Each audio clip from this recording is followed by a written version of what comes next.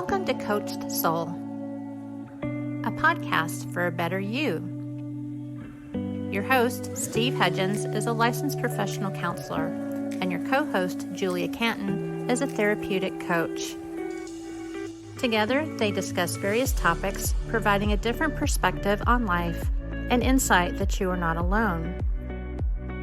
On a non-emergency basis, you may contact them at area code 918-280-8690 or coachsoul.com to provide them with new topics, feedback, or to request an appearance on the show.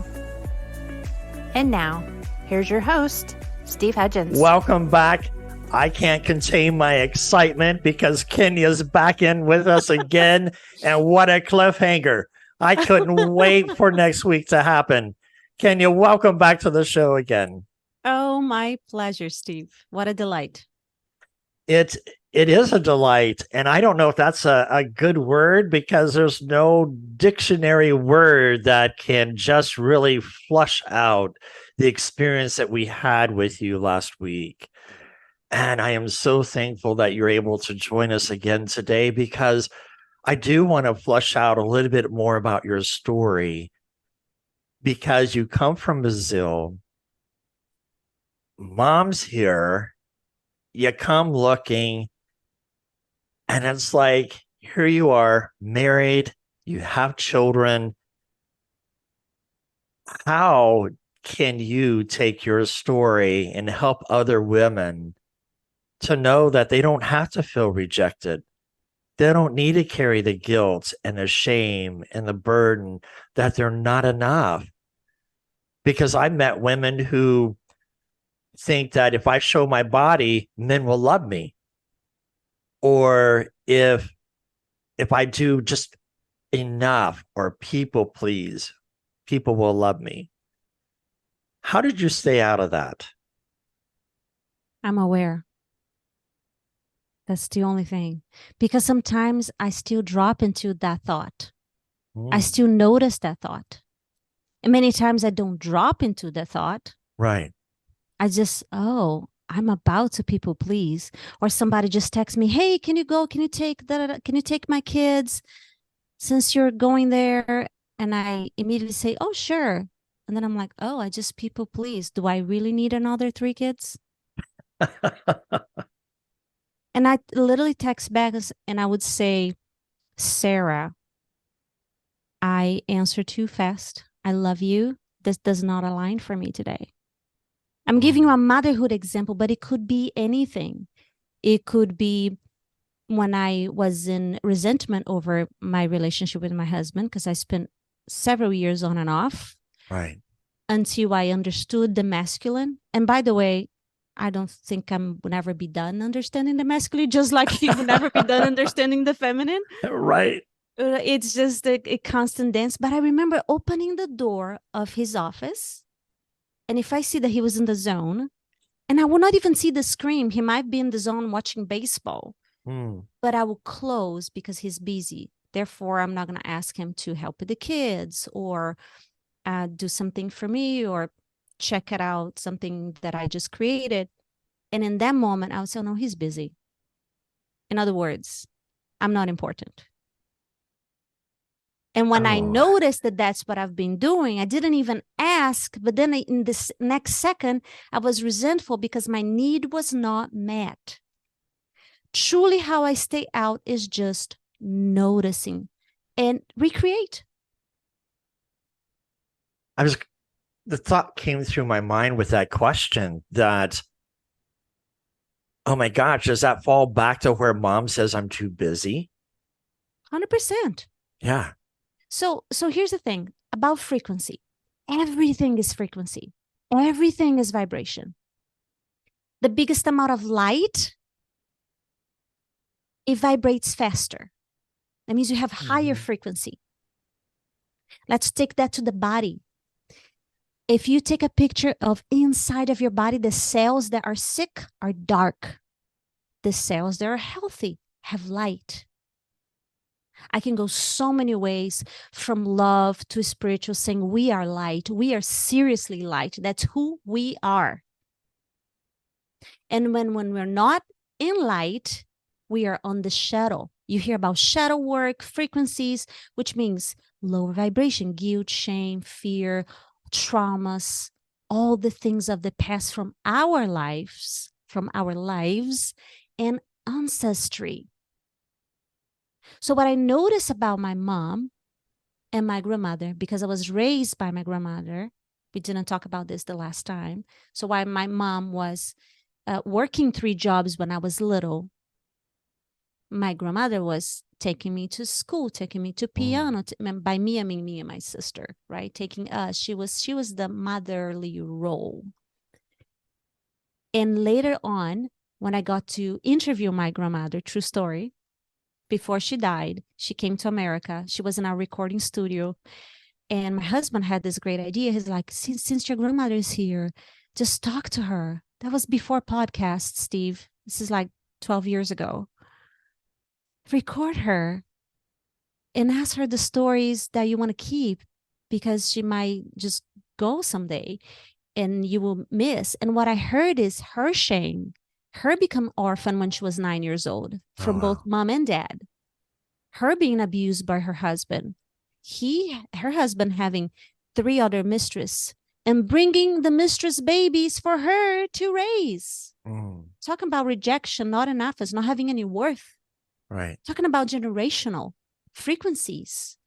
So I happen to know a little bit about my lineage, my female lineage.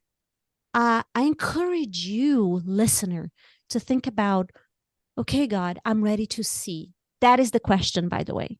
Okay. If you're not ready to see, you will keep running the pattern, because somehow it's more comfortable to be in the hypnotic state, because when the moment you see, you will do the work. You will be invited to do the work. It will hurt. To be in the status quo, to be in the dark, is what you're used to. The drama, oh, my mom, my sister, da, da, da. It's the drama that you're used to. The lack you're used to. It takes more courage to step into out of the box and own your abundance, own your voice, see your truth, disconnect from people that doesn't serve you in this moment. But people say that hurts too much to recognize that. Well, then stay in the status quo. Does it hurt less to never own your voice? Does it hurt less to take your dreams to the grave? Does it hurt less to take all those frequencies, those codes, and allow your kids to inherit it? Because let me tell you something. In the moment that I own it and I cut the energetic cord, my kid no longer has it. Right. You know, that is such a beautiful way that you put that. And it took me a while.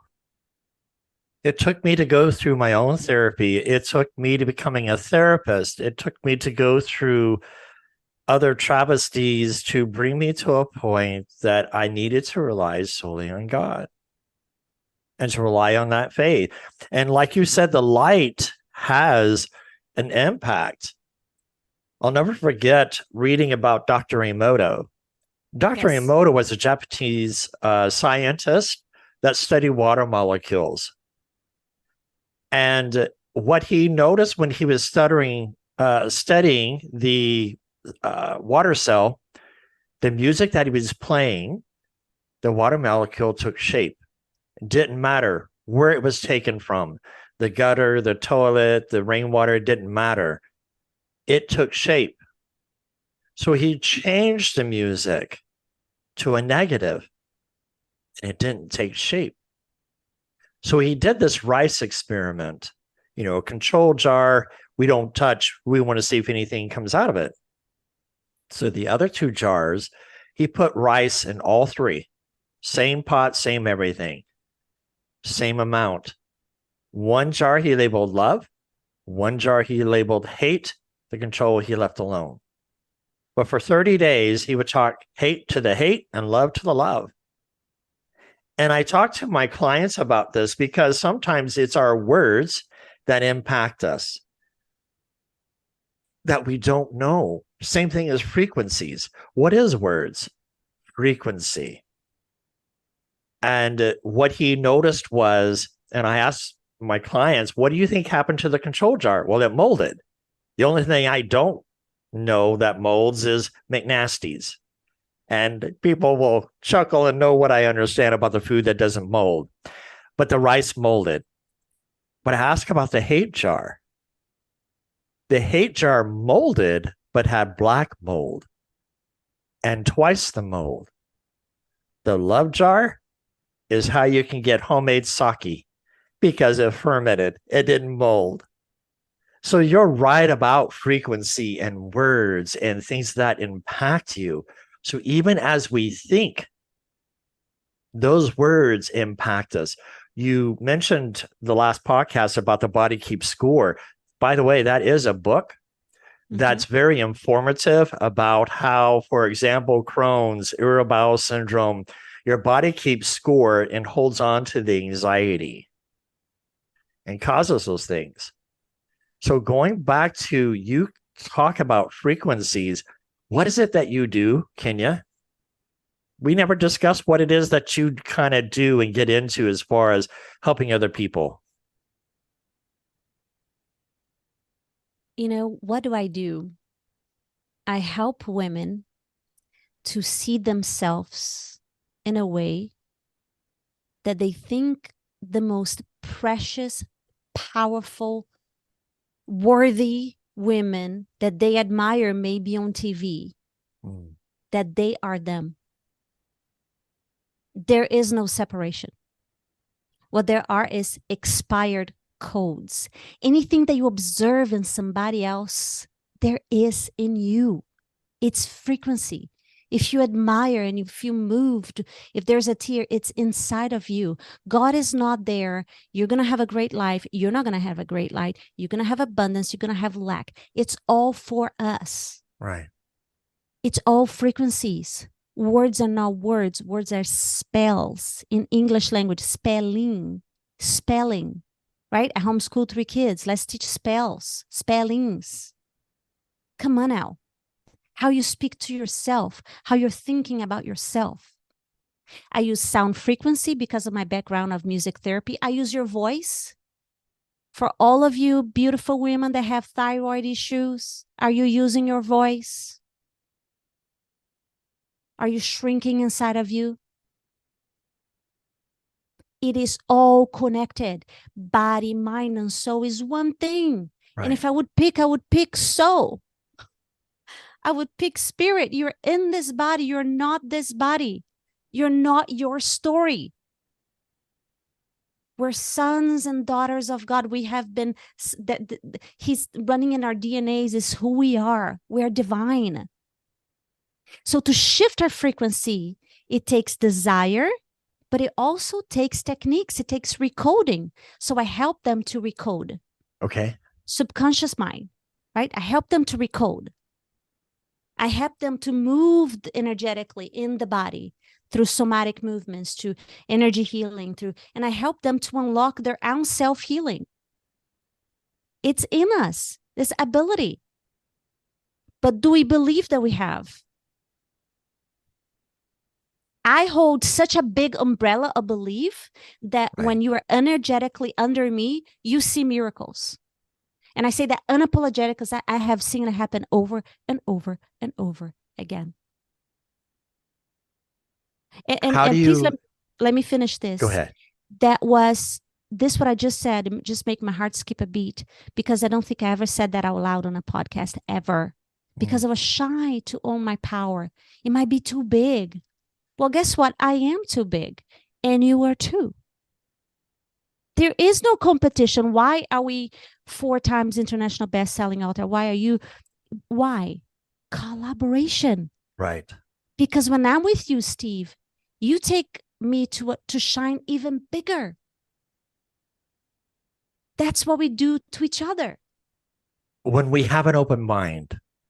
Yes. And it was so amazing. I mean, this was my first cruise ever, and it was solo to push me out of my comfort zone. And I hired a chauffeur to pick me up around Seattle. where I flew in to take my cruise to Alaska. I arrived a day early, and he was from Iran. And we had the best conversation for 3 hours as he was showing me around Seattle. The next day, Uber picked me up. He was from Kenya. And great conversation with him. On the cruise ship, I met people from all over the United States, all over the countries, Indonesia, China, Asia, Thailand, Portugal. I mean, all over. The cruise director was from Italy. And just if we can keep an open mind, 100%. Stop thinking about the country. Stop thinking about the culture. Stop thinking about the gender and the age. Let the soul talk to the soul. There was one point in America, just because we have difference of a belief system, we used to be able to take the difference in our beliefs and formulate a new belief system that moved America. But instead, because we disagree, I don't want you anymore because you're not important to me. I'm important. And we need to shift that paradigm back to where we have open dialogue, to let the light, as you expressed, to shine with each other so that we can shine brighter. And you hit it spot on frequencies. That collaboration that we have with one another. I mean, just talking with you, I just can't contain the energy that's within, because it's like I can identify. And elevate. Exactly. Yes. See, for me, shedding the frequencies that is not you. Yes. Own the frequency that is you. Discover, nurture. And when you find the frequency, it might feel like a baby, sacred, sweet, fragile, but it's not for too long. Because when you snap into your own frequency, I might be speaking with someone that had no idea what your frequency is, because you're vibrating other people's frequencies. You are in the middle of the noise. That's funny you mentioned that, because in therapy, one of the things that I do is, who are you? Without putting the label that you're a mom, a dad, a husband, a wife, a worker. Who are you without these assigned labels from other people who label you? And a lot of my clientele have issues with figuring out who they really are. And because they have never given us space. Yeah. Oh, there you go. They have never given us space. Like when I come back to my childhood, I would wake up with a to-do list in front of me. Nothing wrong about mothers and to-do list, but that's how my life went. I was always told how to do, how to be. In church, this is how you can be accepted, checking all the boxes. Within the house, all the chores. So where do I do me? How do I even know who I am, my likes and dislikes? And is it even important what I want? Is it even important to discover? So if you're hearing this, here's my homework for you. Sit in curiosity. Just sit in curiosity and follow the next nudge that shows up in front of you. I enjoy doing this. Write it down. What do you enjoy being? Being first, open, connected, love, safe. Huge issue for every woman that I work with is, when and how can I trust? When and how do I feel safe? And I'm not talking about safe with other people and trust other people, but trusting themselves, because I've made what they labeled, what they filed, what they coded as bad choices. Right. What if it's all learning what works, what didn't work, what was you, when were you on autopilot that created that response, versus, hey, here's the thing. At any moment, there's only this moment. There is no past. Unless you're copying and paste like computer, in which case you're going to receive and live the same things, the same frequencies, the same story, the same Groundhog Day. So come back to your God-given design, divine frequency. Is my prayer, is the entirety of my work, any and all tool to help you to resonate you. Right. And one of the things that you're talking about here is, how do we help people to make that transition who live in unbelief of you and I? Oh, you're just fake, Steve. Kenya, you're just fake. You have to have some kind of troubles. You're such full of bubbles. How in the world can you live a life like this? And so we have our doubters. But like you said, I have some answers. Yeah, go for it. Okay. This awesome story of Ho'oponopono, which as a singer, I wrote a song on it. I love you. I'm sorry. Forgive me. Thank you. I would love for you to put a link on this at the end because people are going to love it. So this doctor came to a prison, right, where inmates were there. They had issues like mind issues and psychiatric issues. This is in Japan, and I don't remember the name of the doctor right now. So we'll leave it at that. And he knew about the prayer and the therapy and the holistic of Ho'oponopono. So he started praying over the inmates, the Ho'oponopono. I love you. I'm sorry. Forgive me. Thank you. Here's how the story gets really interesting. He never had a session with them. He sat in a chair like we're sitting right now. He opened up the archive. He looked at their pictures and just their names, and over their names, I love you. I'm sorry. Forgive me. Thank you. After a few months, they started to heal. They were dangerous. They were the hardest one out there, the ultimate security. And now they were not. They became more peaceful. They became more collaborative. It shifted. What shifted? If the inmate shifted, how did they shift? They never had a session. I'll answer that. This doctor knew how to work within his field through his perception. He was sending love, forgiveness, acceptance. Through my field, when I'm sitting here and I think about my dad, that we spent 27 years without speaking. And now we are in speaking terms. But when I think about him, and I just send him love and forgiveness, regardless if he says, I love you too, or forgive you too, or thank you for forgiving me, they don't even need to know. Right. Because you're not forgiving the person. You're holding them in forgiveness. It's all that you have control over. So, and with detachment. You do that because it's who you are. Right. I am forgiveness. I am love. I am acceptance. I am connection. In my alignment, I love everyone. And I want everyone to get along.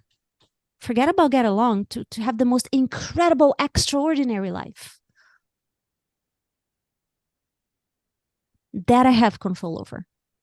So when I observe someone that is being mean to me or ugly to me, notice my language sure sounds like a victim, right? Like my kids. Oh, right. He didn't know. He did it first. No, it was his mess. Now my breathe. What do you have control over? How you observe him. Can you hold him high? And allow God to be God? And one of the things that I talk about in therapy is we talk about manage. What do you manage? Because do we actually in reality have control over anything? I don't think I have control. I can only manage what comes into my lane. I have no control. I can only manage. and we can learn how to be better managers of our life, how much better can this world be when we hold a place of forgiveness, hold a place of peace? You know, people ask me if I watched this new movie that came out about sex trafficking, and I said it's too dark. I haven't seen it. I just don't like kids getting hurt. I don't like the darkness that surrounds this. So I try to keep an open mind about things. But like you said, a copy and paste in a computer, it's the same thing. What am I bringing into my life that's light, that keeps me into this holding pattern? Because when I go back and I look at the 2,500 photos that I took from my Alaska cruise, I'm like, God created all this. How in the world does it sustain itself in the way it is? And each day has a different light, a cloud, a fog. But it's how I want to choose to view it.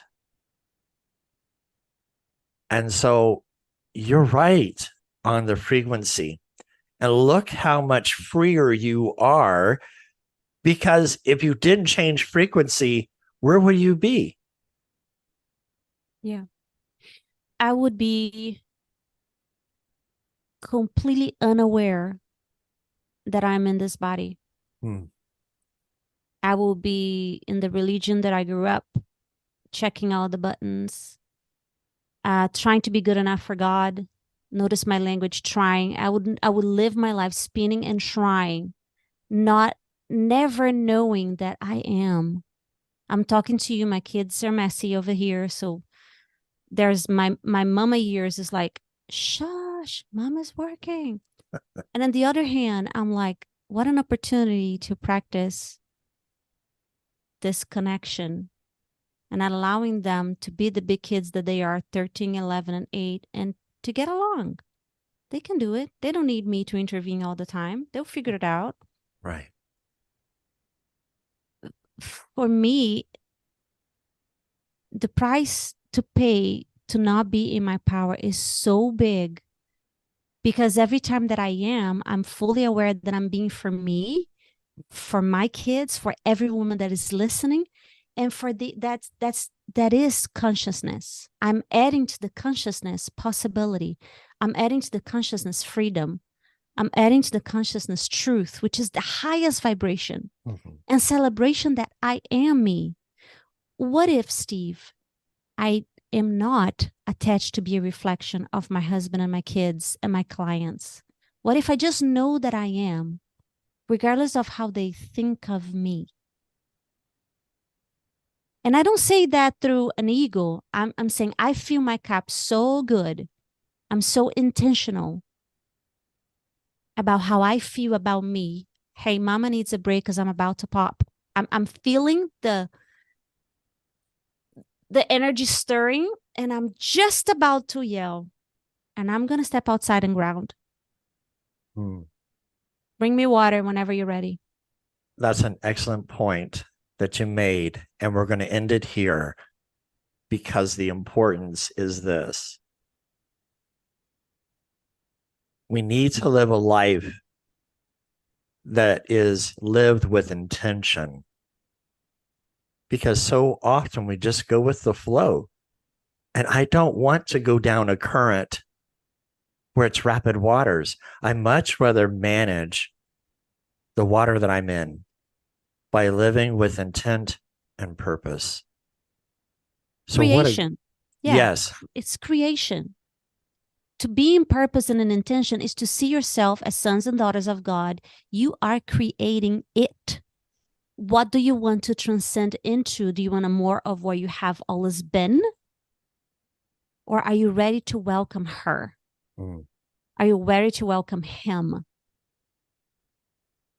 The idea of the person that you have in your mind is not there.